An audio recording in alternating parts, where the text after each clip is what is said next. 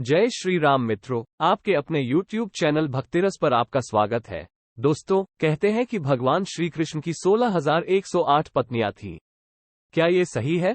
इस संबंध में कई कथाएं प्रचलित हैं और लोगों में इसको लेकर जिज्ञासा भी है। आइए जानते हैं कि श्री कृष्ण की 16,108 पत्नियां होने के पीछे क्या राज है।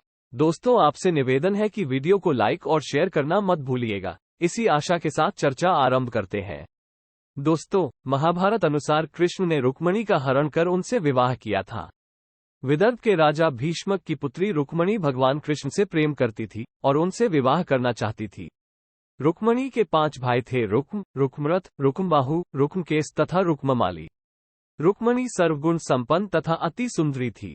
उसके माता पिता उसका विवाह कृष्ण के साथ करना चाहते थे, किंतु रुक्म चाहता था कि उसकी बहन का विवाह चेदराज शिशुपाल के साथ हो। यही कारण था कि कृष्ण को रुक्मणी का हरण कर उनसे विवाह करना पड़ा।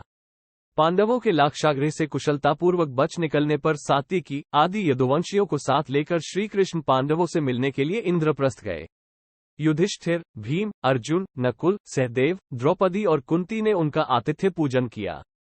इस प्रवास के दौरान एक दिन अर्जुन को साथ लेकर भगवान कृष्ण वन विहार के लिए निकले। जिस वन में वे विहार कर रहे थे, वहां पर सूर्यपुत्री कालिंदी श्री कृष्ण को पति रूप में पाने की कामना से तप कर रही थी। कालिंदी की मनोकामना पूर्ण करने के लिए श्री कृष्ण ने उसके साथ विवाह कर लिया। फिर वे एक दिन उज्जैनी की राजकुमारी मित्रबिंदा को स्वयंवर से वर लाए। उसके बाद कौशल के राजा नग्नजित के 7 बैलों को एक साथ नाथ कर उनकी कन्या सत्या से पानी ग्रहण किया। तत्पश्चात उनका कैकेय की राजकुमारी भद्रा से विवाह हुआ।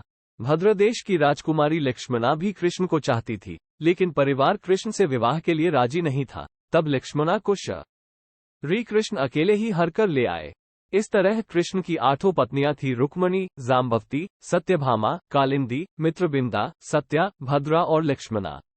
कृष्ण अपनी 8 पत्नियों के साथ सुखपूर्वक द्वारिका में रह रहे थे। एक दिन स्वर्गलोक के राजा देवराज इंद्र ने आकर उनसे प्रार्थना की, हे कृष्ण, प्रागज्योतिषपुर के दैत्यराज भौमासुर के अत्याचार से देवतागण त्राही त्राही कर रहे हैं। क्रूर भौमासुर ने वरुण का छत्र, अदिति के कुंडल और देवताओं की मणि छीन ली है और वो त्रिलोक विजयी हो गया है। इंद्र ने कहा, भौमासुर ने पृथ्वी के कई राजाओं और आमजनों की अति सुंदरी कन्याओं का हरण कर उन्हें अपने यहाँ बंदीगृह में डाल रखा है। कृपया आप हमें बचाइए प्रभु। इंद्र की प्रार्थना स्वीकार करके श्री कृष्ण अपनी प्रिय पत्नी सत्यभामा को साथ लेकर गरुड़ पर सवार हो प्रागज्योतिषपुर पहुंचे। वहां पहुंचकर भगवान कृष्ण ने अपनी पत्नी सत्यभामा की सहायता से सबसे पहले मूर दैत्य सहित मूर के 6 पुत्र ताम्र, अंतरिक्ष, श्रवण, विभावसु, नभश्वान और अरुण का संहार किया। मूर दैत्य के वध हो जाने का समाचार सुन भौमासुर अपने अनेक सेनापतियों और दैत्यों की सेना को साथ लेकर युद्ध के लिए निकला।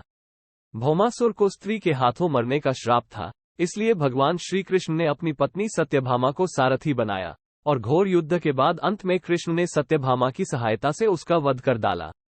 इस प्रकार भौमासुर को मारकर श्री कृष्ण ने उसके पुत्र भगदत्त को अभयदान देकर उसे प्रागज्योतिष का राजा बनाया। भौमासुर के द्वारा हरण कर लाई गई 16,100 कन्याओं को श्री कृष्ण ने मुक्त कर दिया। ये सभी अपहृत नारियां थीं या फिर भय के कारण उपहार में दी गई थीं और किसी और माध्यम से उस कारागार में लाई गई थीं। वे सभी भौमासुर के द्वारा पीड़ित थीं, दुखी थीं, अपमानित, लांछित और कलंकित थीं। सामाजिक मान्यताओं के चलते भौमासुर द्वारा बंधक बनकर रखी गई इन नारियों को कोई भी अपनाने को तैयार नहीं था। तब अंत में श्री कृष्ण ने सभी को आश्रय दिया और उन सभी कन्याओं ने श्री कृष्ण को पति रूप में स्वीकार किया। उन सभी को श्री कृष्ण अपने साथ द्वारिकापुरी ले आए। वहां वे सभी कन्याएं स्वतंत्र पूर्वक अपनी इच्छानुसार सम्मान पूर्वक रहती थीं। दोस्तों, आशा है कि हमारा यह वीडियो आपको अच्छा लगा होगा। अगर वीडियो अच्छा लगा हो तो वीडियो को लाइक और शेयर कर देना और इसी प्रकार की भक्ति कथाओं के लिए हमारे चैनल को सब्सक्राइब कर लेना। जय श्री राम।